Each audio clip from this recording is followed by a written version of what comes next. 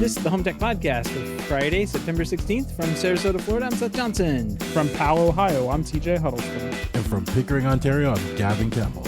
And welcome to the HomeTech Podcast, a podcast all about all aspects of home technology, home automation, and wooabubbudub, Sonos Day to you. How's it going, guys? Have you been able to make any heads or tails out of the swabba-doo-doo-doo-doo-doo-bit stuff that Sonos has been posting? Like, I don't. It's a hint for their sub mini, right? And it's not stupid doop. It's womp womp womp. It's bass. They're about to either release something or they're just trolling everybody at this point. There was somebody posted a Reddit thread, and they said, notice that as they post every day, they have less words. So the announcement's coming this Friday. But then somebody posted below that and said, your days are off because, like, if you count the days, it was like 3 days ago 8 words, 2 days ago 0 words, 6 words 21 hours ago, 3 minutes 5 words. Well, so it already launched, so we just didn't know. We just missed it. Whoops. I think we're just overthinking this a bit too much. Someone's cat walked across the keyboard and accidentally tweeted. This has got to be what happened. Like, they used TweetDeck or something, and it just like saved it, and they were just like, every day for the next couple of weeks, we'll be getting all these weird messages from Sonos. Yeah, I mean, possibly. Some of the words are the same, though, so they're using similar words, so it's not completely random. Somebody at least copy and pasted something. Well, after the first one, they're probably like, let's just roll with this. Look at the response we got. Right, they'll just make it seem like it's normal then. Exactly. Yeah. Be like, oh, no, it's just a sale on the Sonos boost. But it's not in stock. Yeah, right, exactly. Well, we'll have to see by the time this podcast supposedly airs, which all depends on when Seth gets to edit it. But yeah, that we may know what the swabba-doo-boo-boo-boo-boo-boo-boo-boo so bobo Womp womp means. I just that sounds like a subwoofer to me. I mean, even a small one at that. So I'm going for it. What I'll do is just pitch down my voice so it sounds like a sub and not. Take my money now. Yeah, well, I gotta go back. I'm gonna have to go back and figure out what our dollars were. I know we announced it on the show a couple of times, so we'll have to go back and take a look at what our bets were on that. Anyway, speaking of just throwing money away, how'd the Apple event go for you guys? I threw away less money than I was really expecting to throw away, to be honest. Like what they announced. They announced a new phone, new watch, new AirPods. Yep. So, yeah, I couldn't justify a new phone. I have the 12 Pro Max. It's new enough. I couldn't justify a new watch because I'm not climbing mountains or diving 200 feet deep or running for 24 hours. So... But aren't you afraid of, like, dying in a car crash or dying in an airplane crash or dying on the side of a mountain somewhere? Like, don't you have mountains in Ontario? Not really, do we? Kind of up northern side. You might, and if you don't have a watch, you're not going to be rescued with a satellite. You get lost in the snow on your way to Tim Hortons? I don't know. Yeah, I'm good with that. I'm good. There's always a Tim Hortons in walking distance. No matter where you are, there's a walking distance Tim Hortons. So I'll never get lost. There's always going to be somewhere. And here in Canada, we have nice people. They'll stop and help you. You don't need a watch. Someone will drive by and see you all buried at the side, and they'll roll you over and light a fire and keep you warm. That's nice. They are nice. A moose will come by. You'll have food. That's not food, Gavin. This is funny. It reminds me of a story. I was in a Wawa the other day, which is kind of like an East Coast coming down. Like, I guess it's a Tim Hortons, essentially. It's a gas station. It's a gas station. But they have food inside there. It's got like a kitchen or something. But it's a gas station.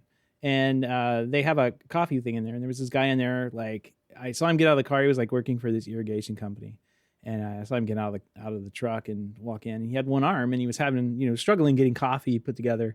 And so, like, there were a couple of us kind of in the area, and we like helped him get stuff together. He's like, an alligator ate my arm, and like walked off. And like, well, that's kind of a weird thing to say, but that's probably what I would say if I had one arm. Like, I would just tell everybody, well, an alligator ate it. And he said something the same thing, like going out. He said it's kind of the same thing, going out to the cashier, like an alligator ate it. I'm like, man, this guy's got a stick. But no, I was flipping through the news on Twitter, and I ran across like I recognized this guy sitting there. I guess he got like lost out in the woods. And after work, however, as you do, I guess, in Florida, you just wander out into the woods and get lost. And he ended up on the other side of a lake from where his car was. You could see it. So what do you do in Florida? You swim naturally. You swim across the lake. Immediately was eaten by an alligator, and then like struggled in the woods for 3 days, I guess, before somebody found him with half his arm left. But he could have used one of these watches and been saved. You know, he could have been like, I'm lost. And yeah. At that point, he would have found the alligator that had the watch in his before mouth. he tried to swim, he could have probably used the watch to saddle. And then they would have been able to track the alligator down because it would have been in his belly. Well, that's called Peter Pan, I think is what you're thinking of.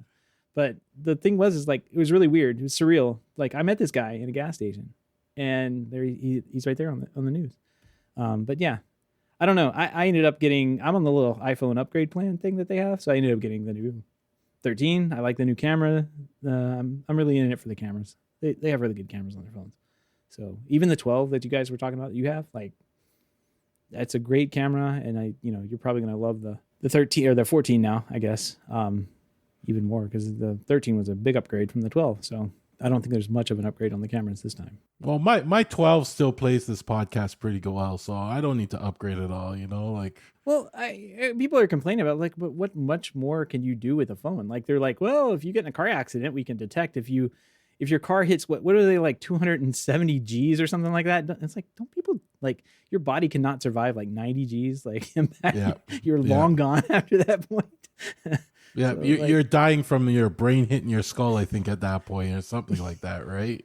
Yeah, 270 won't matter. Like that's not a number that's obtainable that realistically we're going to be talking about getting to. So, and no matter where I am, I get in a car crash. There's so many people around. It's going to be on social media, full video, everything anyway. So somebody's going to find out. I don't need my watch to call anybody. Exactly. Well, it was an interesting like stick that they were trying to do, right, with the like, oh, if you're lost in the woods and there's only alligator infested lakes around, like, you'll have this watch, it'll save your life or your arm or whatever. And the videos they had were just like crazy, over the top, like, yes, car crashes, planes. Like, I mean, it's a good sales point that you can say, hey, not only is this, watch covering your fitness or whatever, but it'll also call the police if you're in a car accident. Well, I think that's kind of like one of the selling points of having an Apple Watch as well, because you never hear about any of the other watch manufacturers doing this, especially on the Android front. There's other watches out that do similar stuff. You can text with them or, use it for GPS and stuff like that. But I think Apple's really positioned themselves as the watch where you buy it and it kind of does everything you want it to do. And if you want to leave your phone behind, you can get a cellular option. You can do texting on it and everything. Or if you're going to go out for several days at a time, you can have a watch that does that as well. So I think they're very precise on what they're doing with it. And it seems to be working for them. A lot of people I know wear an Apple Watch every single day. So yeah, well, I mean, if it's making you money and they sell them. I see them out everywhere. It's rare that pretty much everyone I see now has an Apple Watch. Yeah, I saw somebody the other day and they had like what do they have? Like a Hello Kitty background. And I'm like, how did they get that? And I was like, oh, it's not an Apple Watch. Like, it's probably some kind of Android watch or something like that. So, you can put photos on your Apple Watch. But it was like the hands and everything. Like it was like done up, as like as an official, whatever it was. It was some cartoon thing. And I was like, oh, that would be really cool if you could do that. But no, it was not an Apple Watch. That's right. Seth was making fun of me for my my Apple Watch upgrade. I got my first Apple Watch. A friend of mine gave me an Apple Watch Series 3. Funnily enough, they upgraded their watch. It works all right. Everybody's saying it's like a slow Apple Watch and it's not that good and stuff, but it does its job for right now. I think you got. I didn't make fun of you. I think you just paid too much for it. Well, I paid a 6-pack of beer for it, so I stand by my point. wasn't out much. But if I like it, I guess I'll go with a newer one. I was looking at the SE with cellular, and I think that would be a nice option for. I think it's like $420 or something for the cellular option, or $320 if you wanted just the regular GPS. So not that much money. No, and those are actually really nice. Like my wife actually, she upgraded her Series 3 to the previous SE. It was just actually a couple of months ago, and it was kind of like, she's kind of like you, like, who cares? Like, she doesn't use it every day, that kind of thing. But it was a great price for the watch then, and it actually works really well. It works as as well as mine does. I have like a Series 6, I think is what we figured out it was. But it's a nice watch. Like, looks nice, works nicely, and it's a lot faster than the 3 that you'll be messing with. But that one's a oldie. Very old. Yeah, I plan on. I've been looking for a Apple Watch 7, just on deals and see what I can get on there. They've come down to like $400 to $500 for the cellular option, so they're dropping pretty quickly. Well, one of the features I like using on my watch now, I never thought I would, but answering calls on it and just talking to somebody, it works really well. The mics are great, and I like the fact that you can swim in the watch and everything. It's fully waterproof. I don't have to worry about that. It's worth it. You guys know that you can use your remote, like for Apple TV? Oh, you probably don't use Apple TV too often. So, yeah, it has a little remote app on there, and you can actually just like quickly. I do this with my daughters. Like, hey, stop watching TV, and she's like ignoring me, and then I'll just reach over to my watch and go boop boop boop boop, and it'll stop, and she'll just look at me like, how did you do that? I have the remote, and I'm magic. So, because I'm fancy over here, I can actually control my van, so I can either start it, lock it, or unlock it from my watch as well. So it's pretty nice to just be leaving the store or going like leaving somebody's house, and I just go ahead and start van, and by the time I get there, it's already started. There you go. Well, the magic of having a little wrist computer. Yeah, amazing. Pretty cool. All right, guys. Enough of Apple talk, because there's probably plenty of podcasts out there that have been talking about it. Yeah. Nobody cares about Apple anymore. Exactly. What do you say we jump into some actual HomeTech headlines? Let's do it. All right. Well, Comcast, and this is I've got USA written all over this thing. Look at that. That's a new tag that we've got in our upgraded show notes. Marca. This is a good beat with the Canada tag. But Comcast plans on bringing multi-gig internet speeds to 34 cities across the U.S. by the end of the year. And it'll expand its reach to more than 50 million households by the end of 2025. According to the press release, the company has already started rolling out, and I get this, it's not 6 or 8, but it's 2 gig speeds. Woohoo! Yeah, over its broadband network in Colorado Springs, Colorado, Augusta, Georgia, Panama City Beach, Florida, and Philadelphia, Pennsylvania. Of course, it's the home of Comcast. It's like, why wouldn't they start there? Customers in these cities will also get to take advantage of the upload speeds that Comcast says are 5 to 10 times faster than what it currently offers, which is nice, I guess. Upload speeds appear to top out at 200 megabits per second, and even with the new gigabit times 2 plan, but Comcast intends to change that, and it says that launching this multi-gig symmetrical speeds sometime next year, which will enable multi-gig upload speeds. So that'll be nice. Looking forward to not getting this. It's probably going to be a very expensive upgrade. They didn't mention anything about the caps though. Is it going to be unlimited? You're gonna go over your data cap so quick, Seth. Exactly. You won't even have a chance. I think at some point they're like, yeah, we know we're not gonna have we're not gonna have a cap on this. I don't think they have a cap on this one. One bad update or one stray device, and you're just done for. I was done for before, but I don't know. I got those removed, so those have all gone, and I'm not paying like the gig. I think gig speed is like $200 a month, or maybe $300 a month. Wow! And it's so crazy they're able to charge that too, because like AT&T fiber here for a gig is like $55 to $80 a month. Nice. And I think you can get Spectrum for like $100 to $150. So it's crazy that Comcast is able to charge that much for basic service at this point. Well, I mean, you say basic, they say super advanced. Only data centers need this fast speed, because we're charging. I want to say it's like $300. I was going to look it up, but I forget what it's called. What a ripoff! Do it. They're also the worst ISP I've ever dealt with in my life. I had a job down in Florida where they were supposed to run new lines for, and they would show up on several appointments and then cancel. And then we would have to call Comcast back, and they'd be like, actually, there's no record of the installation. When was it supposed to be?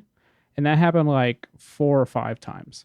Ever since that moment, they've always been the worst ISP. Yeah, I'm trying to see how much it will cost on. Man, everywhere is not working here. But if I go to Xfinity, it wants me to log in and change my plan. So just trying to figure out how to do that. Maybe it's not as much as I thought it was, but I'm pretty sure for me, last I checked, it was like $300 for a gigabit. And then I was like, Probably $300 a month, and if you cancel it, they like come and take your kidney. in the middle of the night, just leave you in the bathtub of ice. Yeah. Good old Comcast. All right. We'll have to look that up later and follow up on it. But I'm happy where I am. It's not gigabit. I think it's like 800, and it's still like $100 a month, something like that. Maybe a little bit more. Yeah. So, and realistically, like, unless you're doing something crazy with it, that's plenty fast. I mean, I have gigabit and I don't even touch it most of the time. Like, I should really just downgrade, but I don't want to call Spectrum and do it. So If you really need some help on getting the most out of your gig, let me know. yeah, I'm just out of storage space at this point. So it's a big like investment. Maybe if I downgrade the internet for like 18 months, I can buy new hard drives and then we can go back. Is it $300, Seth? it's ridiculous. No, I'm like you when I want to change like the plan, it's like I can find it, but now it's not letting me. All right, so gigabit is actually only $10 more a month than I'm paying now. So I guess I was mistaken. Oh my gosh, 6,000 megabits per second for $299 a month. Do it. Let's get it. Do you think they have like a point-to-point that'll go that far, Gavin? I don't know. Buy it. Let's see. Just click order now. There's a button that says order now. Click it. Go for it. Oh, shoot. Yeah, you just bring me a phone too. Well, I do want phone service as well. Interesting. Well, I will figure it out later, but it doesn't seem like it's going to be like $10 more. What they don't tell you is $10 more is actually going to be like $50 more by the time they add on taxes and fees. And then after 4 months, the price goes up 5% for every gigabit you use. Exactly. So Right. I'm just going to close these tabs and pretend I never looked at this. Just And gonna make get you back to mad. the show. Yep, exactly. Well, speaking of being not mad but happy birthday, Home Assistant on August 17th, 2013. Paulus Schoutston, I don't know how to pronounce his name. I know his name's Paulus. Made the first commit to Home Assistant. It started a big snowball of home automation enthusiasts who were willing to contribute to the open source project. 9 years later, Home Assistant is actively used by more than 500,000 people. So that's a big deal. They had a big birthday release party thing, I guess, or release that had a bunch of stuff in it. TJ, you were looking through some of the notes, and I think, TJ, you're actually one of the 500,000 people using this thing. Yeah, absolutely. So I switched over this past weekend fully. I got my Nortec Zigbee and Z-Wave USB hub. Seems to be working great. I was on SmartThings for the past, I think, like 3 or 4 or 5 months, somewhere around there. And I just kept having trouble with like devices loading. I would go to click on like a light switch and it would say, oh, I need to go fetch the data, or you need to download the data. And I just didn't want to mess with it anymore. So I just switched over to Home Assistant. It's been working great. Stuff is a lot faster. I haven't got fully transitioned yet. I'm still working on some of my automations. But it's kind of nice to have everything all in one place again. I can see my cameras in the same place. I can start my van. I can lock it. I can do all my home automation stuff. So it's kind of nice just to use one interface now. One of my coworkers posted over the weekend, somebody had, I think it's a Reddit post. I'll have to dig through there's a lot of posts from today, but I'll have to dig through it and see if I can find what he posted. But it was like a what's it called? A kegerator monitor. Yeah. That somebody had made for HomeKit, and basically made this custom. Well, I was just looking at it. It's like everything there is just so like bespoke. Like he's literally the only guy who can do all this at once.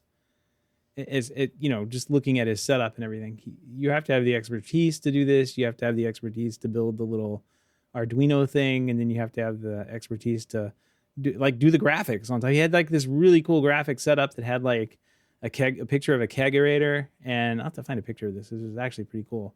But it had like where the temperatures were inside, like the inside temperature, the outside temperature, the tap temperature, and how I think there's a weight thing in there that could tell how many, based on how heavy the keg was, like how many 6-packs were left or something like that. So it was a very complete installation of a kegerator monitor. But man, it was actually pretty cool.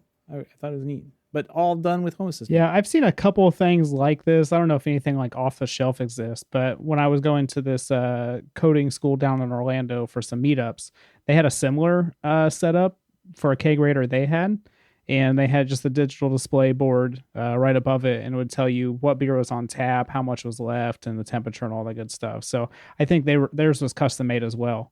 It'd be cool though if somebody's mass producing these and selling them though.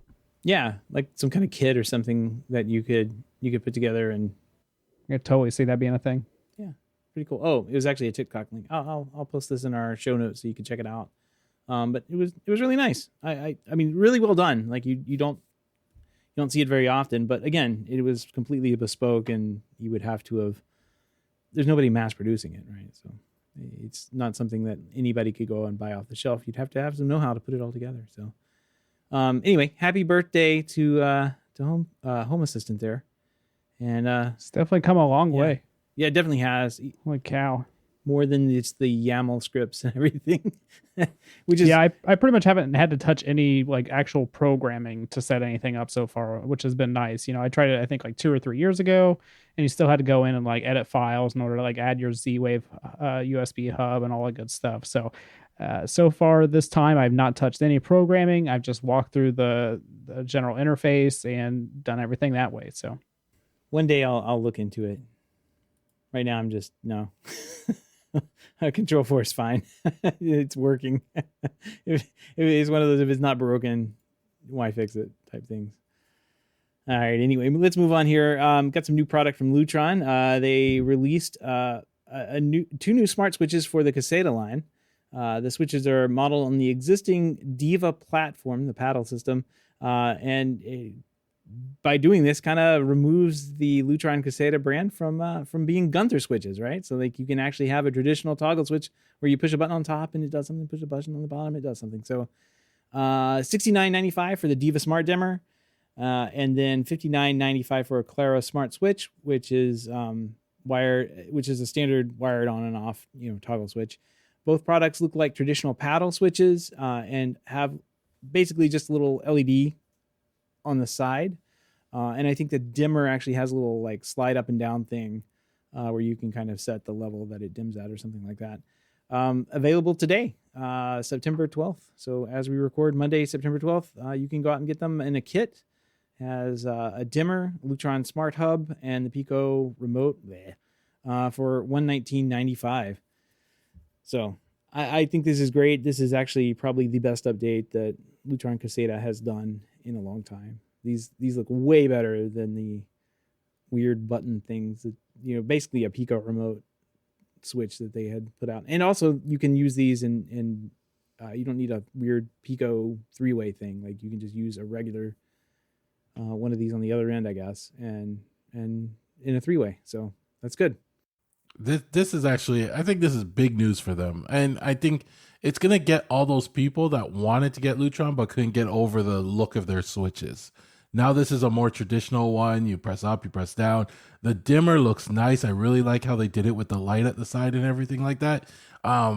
They added 3-way support. The dimmers, I think you don't need a neutral for, but I think you still require a neutral for the switch, or it could be the other way around. But I think this is big news for them, and it's going to probably bring in a lot more clients for them. Yeah, and just so everybody knows, it's already on the PPPDB, so the price per button database. And it comes out, the dimmer comes out about $17.49 per button, and the switch comes out to about $19.98 per button. We don't know what the accessory switch costs yet because this just says coming soon, but not too bad on the pricing. Very nice. Already got it up there, and we've got the Canadian prices because of the magic of APIs and whatnot. So, yeah, it's a lot more Canadian dollars for those buttons, but you do get a nice looking lighting system. And I mean, Lutron's normal. Yeah, I mean, but this Caseta stuff is probably one of the more stable lighting control systems that's out there. They've got the Clear Connect thing, which is not Zigbee or Z-Wave. It's kind of like a super low frequency transmission thing that they've been able to do, or had a patent on, or their own licensing on for forever. So they use that for all their communications. It just kind of blasts through walls. It's very super reliable. I have a hub here and some like one of those little outdoor plug-in things, and I didn't have to think about it. It just always works. And I think the hub is like in my rack in this metal cage, and the thing is outside through brick walls and everything. So, yeah, it's one of those systems like if you don't hit their the device number limits, like it's probably a pretty good system compared to the other stuff out there. Yeah, it'll probably be one of the more expensive lighting solutions that you'll buy yourself.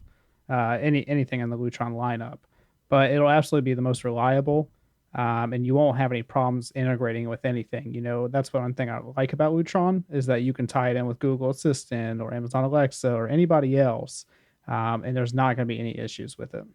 How does it compare to like a Zigbee or a Z-Wave dimmer? Is it more like at $70? Is it more or less expensive? Oh, definitely more expensive. I think you can get a Zigbee dimmer for the $30 to $50 range. Yeah, 35. That's right. Okay, yeah. Depending on what you want out of it, but yeah, 30 to 50, and then Z-Wave is always on the $40 to $60 price range.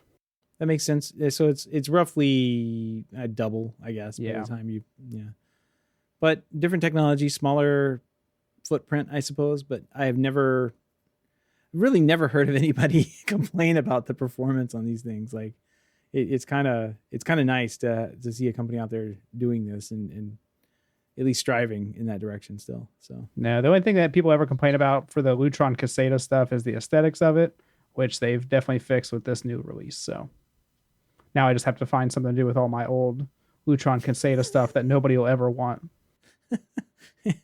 Exactly. No good. We've got some new product from Google as well. They're set to, maybe we'll see what they have, but Google's set to unveil a number of new products and smart home products in an upcoming event in October called the Made by Google. They have this every year, and it's always either before or after the Apple event. So it's going to be on October 6th at 10 a.m. We'll have to tune in then. And it, of course, will be headlined by their Pixel 7, their smartwatch, probably some tablets or something. Who knows? There's other stuff in there. But we do know, I think we talked about a couple of weeks ago, the potential of having some new Nest devices, and particularly Nest Wi-Fi 6E device that was going to be coming out. At least somebody had saw that kind of sneaking through the FCC filing. So we might see that. And there also may be a new Chromecast model. In fact, there was a leak that had come out that said that there's going to be a new Chromecast, what it's called, a Chromecast HD, which is interesting because it's been a while since that product's been updated. Supposedly, this one's going to be a cheaper version of it. We don't know very much, if anything at all, about it, but I'm glad to see that they are finally updating. Like Google, we were joking before the show, like, oh, well, here's all the stuff they're going to cancel and or not need or not use in 3 years. But it's been a while for some of this stuff, and it's nice to see them actually go into updated. It's interesting that they're doing it now, of course, right before the Matter launch. So maybe there's going to be more news around that at this event. Maybe we'll see them talking about how all these new Nest devices are Matter compatible. I don't know. What do you think, Gavin? No, I totally agree with that. I wouldn't be surprised if we get the Matter talk when they announce all this stuff, right? But I don't really follow the Google stuff too much because I'm so used to them just canceling stuff on us that I'm afraid to buy something by Google now, As long as they don't mess with my Gmail, I'm good, leave my Gmail alone. But I know they have a strong following, especially their phones. Their phones are some pretty good looking phones. If I was an Apple person, I'd probably grab one of the Pixels. Yeah, and at this point, it's kind of just I don't know. I think Google's kind of just forgot about that they have a home automation section of their company. And it just doesn't seem like they really care about it. They're not really updating anything. You have Amazon with their Alexa lineup coming out with all kinds of just crazy different things with Ring and Alexa and all that good stuff. They got the flying drone that flies around your house and checks on it. They have the little robot that drives around and looks around. And you have Google that's releasing a brand new Wi-Fi system and a new video doorbell and stuff. It's just, there's not much innovation going on. And if you're in the market for those kind of devices, then you're obviously going to compare them, but it's nothing to really get excited about at the end of the day. Like a brand new like Nest speaker is not that exciting to me. Right. Yeah, I agree. Like this, it seems like they're not playing catch up. They're just playing update. Like, yeah, we still do this, just so you know. we're still a player in this game. Yeah. Here's a $5 cheaper Chromecast. Like, and that's something I don't get either. It's like the Chromecast is already cheap. Like, how much cheaper are you going to make it? Like $10 or $15? Yeah, and that's like their flagship device for streaming stuff into a TV. I don't know. I think they figure that, you know, they're just have an app on a TV, you know, or it'll be a Google powered Android TV or something like that, and they don't have to worry about Chromecast. But I don't know. I don't have. I'm not like I'm kind of with you guys. I'm not too excited about it. I'm gonna watch the event, I guess. You know, I'm curious about the Pixel phones. Curious about whatever else they want to come out with, because they always talk about fun stuff. And there's been a couple of years that have gone by where they've done some they've shown off some crazy technology. And then people are like, whoa, should you be doing that? Like the one where it was like, they had a fake assistant person that would call in and schedule reservations for you, but not announce that it was like a robot. Yeah, the software stuff is always the most important to watch because they always talk about some of the features they're either going to release or they're working on. Yeah. I would say half of them don't ever come out, but it's always just cool to see what they're working on software-wise. And their vision of what the smart connected home has been the most cohesive vision, like from a storytelling standpoint. Like, this is where we want the smart home to be. This is what we want you to be able to do with our technology, with our software and platform. I've always enjoyed watching their videos because they make the most sense, and they're not like a pipe dream. Like, they're obtainable with some of the stuff that they have. But the problem is it's Google, and like they just kind of sit back and let stuff fester for so long. And it's like, at this point, I'm just not. If you offered me a Google, like I've actually been offered a number of times, like having one of these Google screen things to sit in my house, I'm like, I'm not interested. It's not going to happen. I don't want it. I don't really want to use it. And a bigger part of it, it's like, well, I use Google. What is it? It's changed a number of times now. It used to be called Google Apps. Now Google for your domain. I think it's Google Suite. Google Business or something. Google Business now. Yeah, G Suite. I don't remember what it's called now.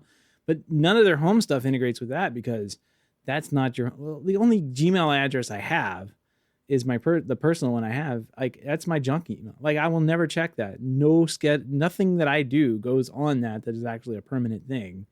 I need the actual like Google for my domain stuff to integrate with my Google Home stuff, and it doesn't work because that's business. So I don't know. Like they have a long way to go there, and they have a bunch of silos in their company that I'm gonna have to bust through to actually make it a worthwhile thing for many people, including myself. But at the same time, I'm not interested in jumping through hoops to work with that particular platform. So we'll have to see what they bring to us on October 6th, I guess. Should be a fun event. Should be fun. Maybe they'll make more reservations to restaurants with robots. All right. Moving on here, we've got a TD Go. It's a new smart lock with Thread built in. It's TD is a Polish company, and they unveiled a new smart lock that's called the TD Go that can use an existing cylinder and key to unlock the door. Now, I thought this design was pretty cool. TJ and I and Gavin all talked about this before the show. I'd never seen these before, and of course TJ has, but kind of an interesting concept where you would have like, and I always think of these types of lock as my grandmother lock. Like she always put these on every single exit door of the house, and like locked the doors from the inside, and then took the key out of the door and like hid it away somewhere. So whoever was breaking in couldn't break the window and run into your house. And I guess TJ, you said that's pretty common. Like people do that. Yeah. So this specific smart lock is for, the European crowd. And it's a European cylinder lock. So we don't really have this style in America. I'm sure you'll find it floating around, especially in like bigger places like New York City or something like that. But it's basically just like an August Go lock in the sense that you just put it over your existing lock. These locks actually have a key on the inside, so it just fits over the key, and it'll just turn the key so you can lock and unlock the door. A lot of times when people have this type of lock, they'll just keep the key in there. And then, when they go on vacation or something like that, they'll pull the key out in order to do that, in order to keep it safe. But yeah, I mean, it's a really good idea. It just fits over your existing lock.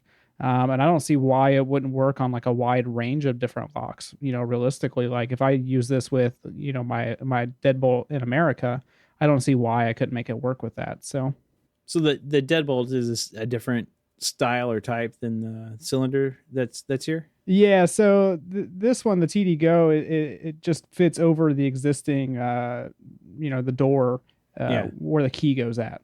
So you're not replacing any hardware or anything like that. Okay, yeah, that makes sense. No, I just thought it was a kind of a different way or different take on how I haven't seen this particular take. Usually, you're replacing the entire door hardware or portions of it, or like you said, putting something over the top of it where it can kind of like move stuff around. But I don't know. Thought this was a pretty cool idea. HomeKit News has said they've been testing it and it's been reliable and smaller and quieter than the competition that's out there.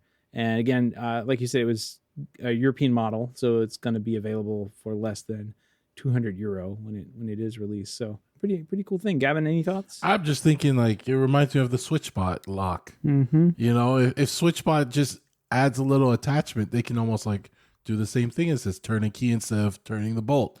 Give them an idea. There you go, right there. Yeah, and I don't know about every state, but I know in the state of Ohio, you're not supposed to use these type of locks anymore. You're supposed to have, basically one motion to get out of a building. So, if your house is on fire, you shouldn't have to find a key in order to unlock your door, in order to get out of the burning building.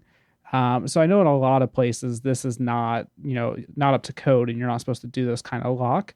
But I guess they have different locks in different parts of the world. So this is still a valid thing. Yep. We had these on our house because we ended up buying our house that our grandmother had. And yeah, it was always a struggle to like, I got to get out. I need a key. I'm locked inside of my house. Like, I never understood it and always thought it was a safety issue because you could never get out without rummaging around and finding somebody's key to unlock the door. So yeah, I've only been one place in America where double-sided deadbolts are a thing, and that was New York City. And like every shop there basically has them.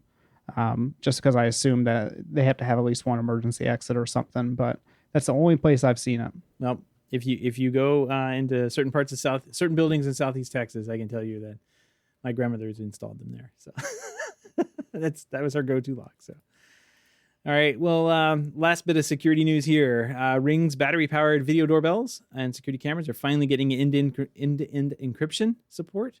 More than a year after end-to-end made its way into the Ring wired cameras and doorbells.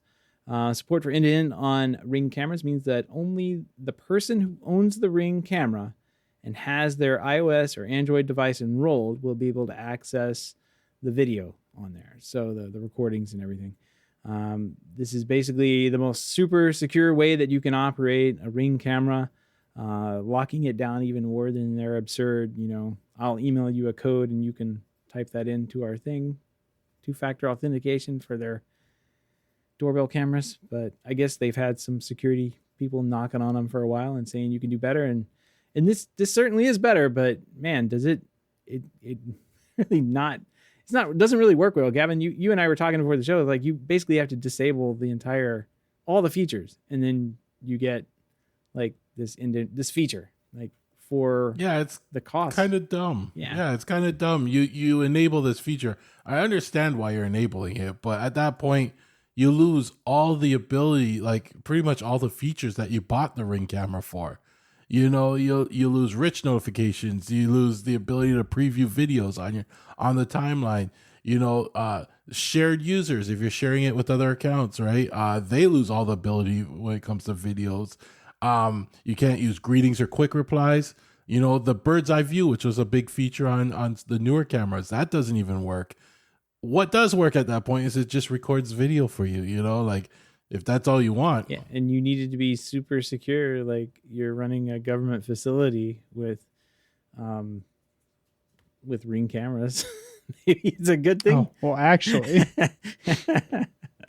I do have that government building in downtown Columbus with 30 Ring cameras. So.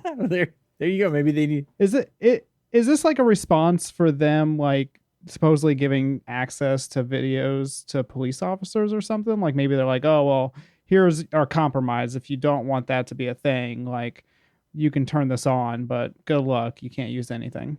Yeah, I maybe I feel that they had kind of some knee-jerk reactions to security in the past from after the like Amazon acquisition. People started really like looking at the product pretty hard and their API and all this stuff. So like they did a number of things, even on the back end through the database, to remove a bunch of like information and things like PII information. It's fine. That probably could be separate from the device information.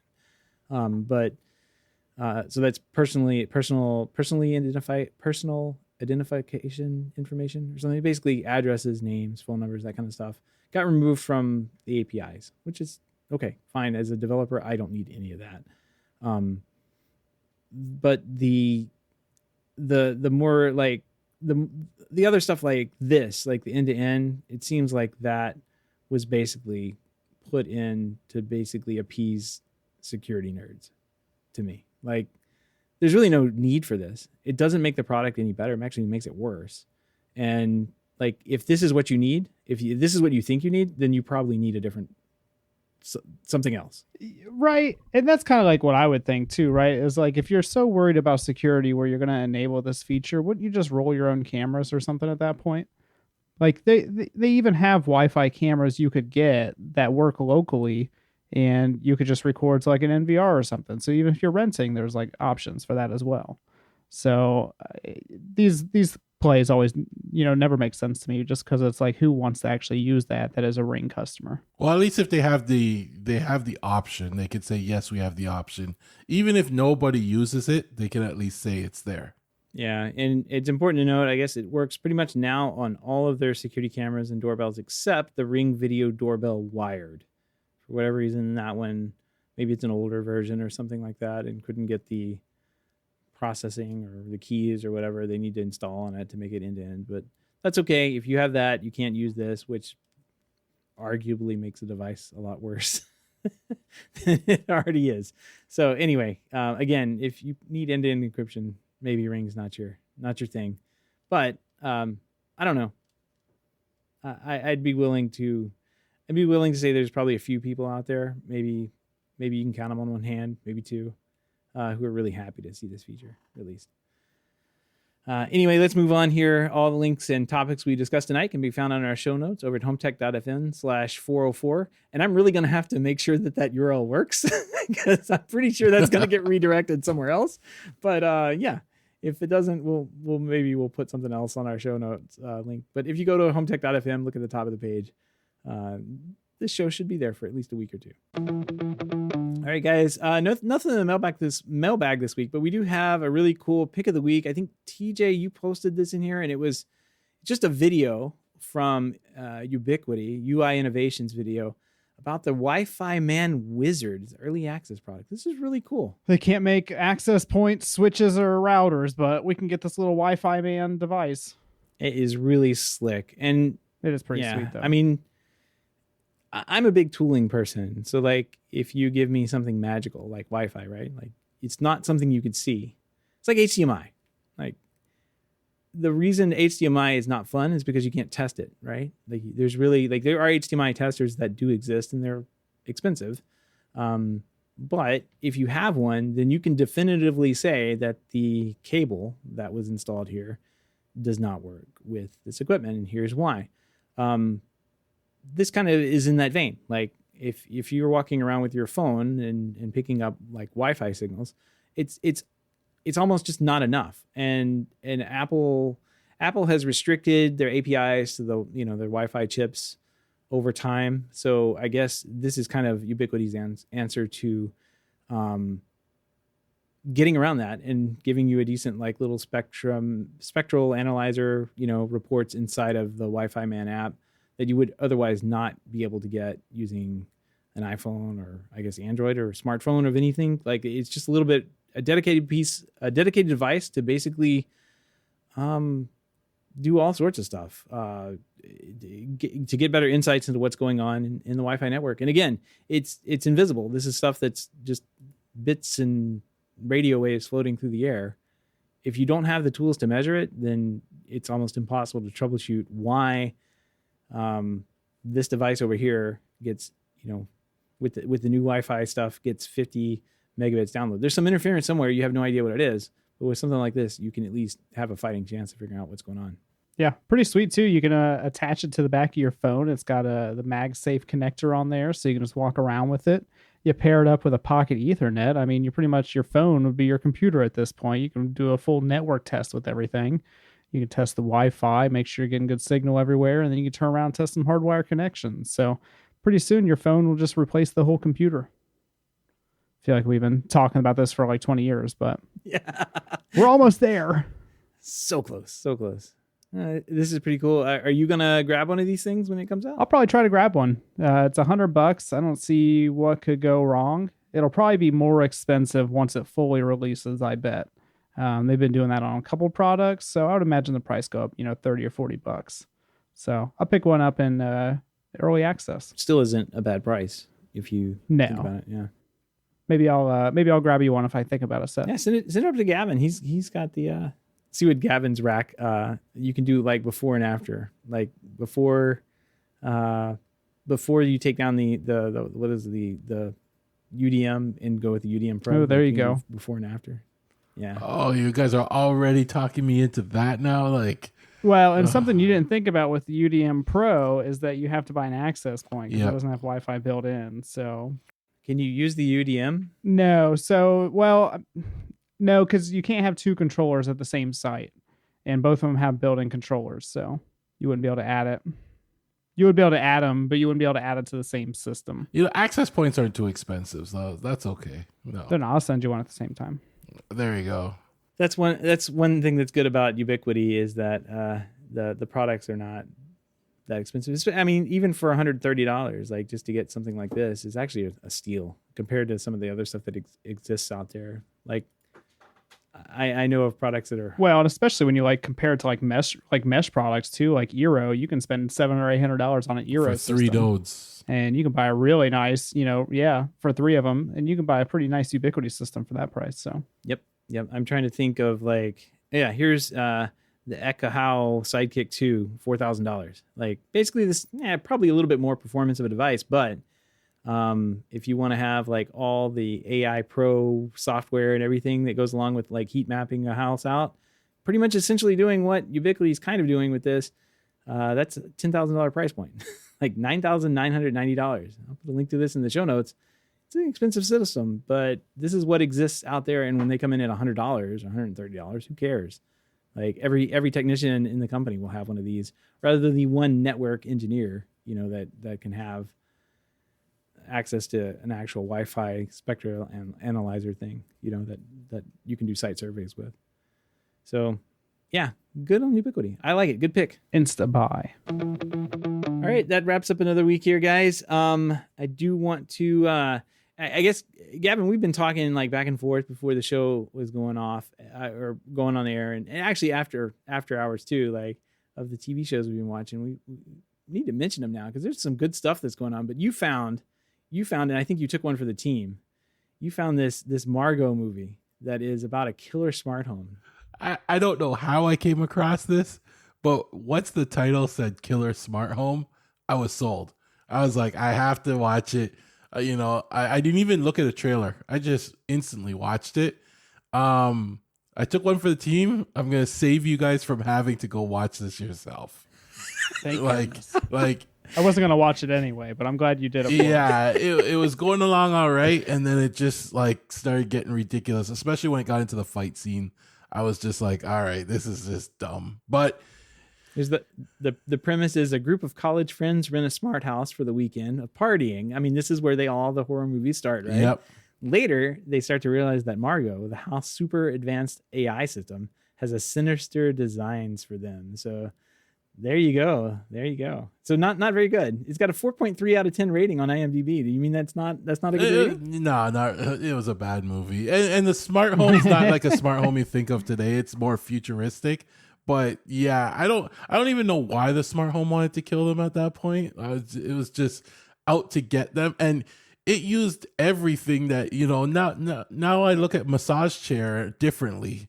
I don't want to sit in my massage chair anymore. Like every smart device, I'm looking at it a little differently, going, how could that kill me? Like You better never get a robot lawnmower. I'm not. Man. Yeah. Or if I'll be indoors when it goes, when it does its thing. I'll never go buy it. I took one for the team though, so you guys don't have to watch it. It's a killer smart. Unless you really want to know how a smart home will kill you, like they go watch. Well, it's kind of like saying no. I might watch it. We're in the middle of watching like bad horror movies this month. I mean, it's that time of year. Like, yeah, we pretty much we've watched some like Night Teeth or something like that. I don't remember. It's like some Netflix originals that are, adjacent to the horror movie era. I don't know. We're just basically, I think they're just like, how can we design our squibs to splatter the most amount of blood on somebody? Yeah, that's what I've seen so far. Remember back in the days, it was like The Killer Car. What was that movie?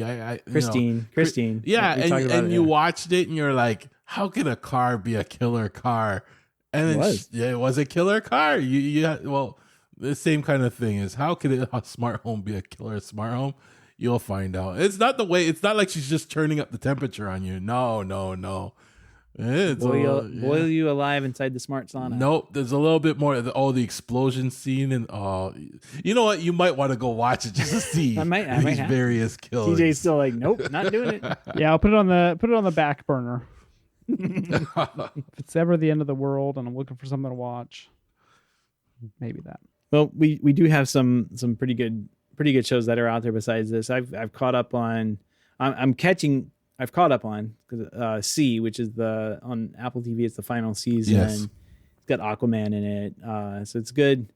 It's not actually. It's the same guy, Jason Momoa, but like it's a good movie, show type thing. It has an interesting world. It's basically like if blind people did Game of Thrones, then that's the best description, right? Everybody's blind except there are some people that can see, and shenanigans happen. But yeah, it's one of those post-apocalyptic things, and I couldn't recommend that one more. And then there's a documentary thing, Light and Magic. I think we talked about it off the air.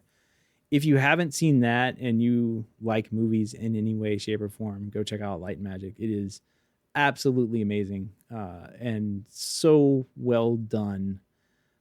It's a great documentary. It keeps you on the edge of your seat after the end of each episode, and you want to watch the next episode.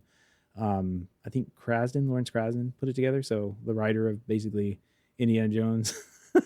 So it's got some pedigree to it, and they basically have like interviews from literally everyone that in existence.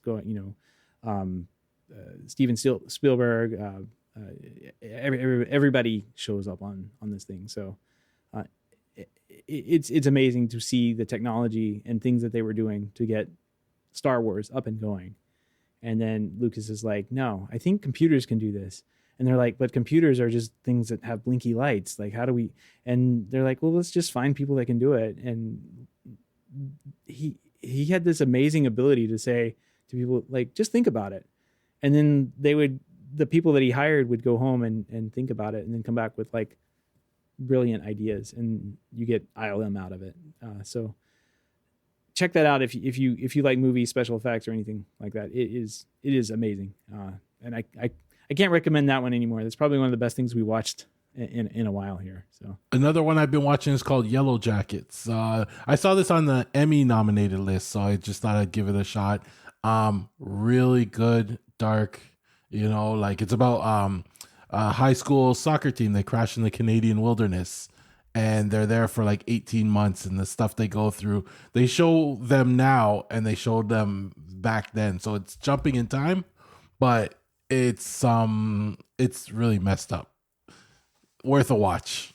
Oh man, and it's a TV series. It's not just a movie. So there's a lot of them. Oh wow. Yeah, it's pretty good. Pretty good. I don't know, man. All right. That one, I'm looking at some of the pictures from this. I'm like, okay, all right. Well, there's a birth, like, was it in House of Dragon when we were talking about the birth scene in there? Yeah. Well, there's a birth scene in this one, too, that was kind of, like, messed up, too. So it's worth a watch. And they keep going there. All right. Well, All right. Added to the list. added to the list. Yeah, I've got a bunch of them here. See Yellow Jackets, Light Magic, House of Dragon, Lord of the Rings. Of course, everybody's talking about House of the Dragon and Lord of the Rings. What is it called? The Rings of Power, or something like that. The prequels. It's been really good. It's Yeah. been really good. Yeah. If you're in the world of the Silmarillion, it is definitely a place to enjoy what they put together. And the special effects in there have been, I mean, I just can't believe I was watching a TV show, like it is movie level quality special effects. As you would expect from a Lord of the Rings franchise, like it's done well. So definitely check those out. We want to give a big thank you to everyone who supports the show, but especially those who are able to financially support the show through our Patreon page. If you don't know about the Patreon page, head on over to HomeTech.fm/support to learn how you can support HomeTech for as little as $1 a month. Any pledge over $5 a month gets you a big shout out on the show, but every single pledge gets you an invite to our private Slack chat, The Hub, where you and everyone else can gather around and talk about the new Lutron devices. And it looks like TJ just posted a picture of a new robot vacuum cleaner that will actually clean everything in a 20-meter radius. That is not that's a mine. It's a mine. Oh, my bad. It's a landmine. Oops. That's too funny. Check that out. If you want to help out the show but can't support financially, totally understand. Just appreciate a 5-star review on iTunes or a positive rating in the podcast app of your choice. That wraps up another week in Home Tech. From everyone here, have a great weekend. Take care. See you next time.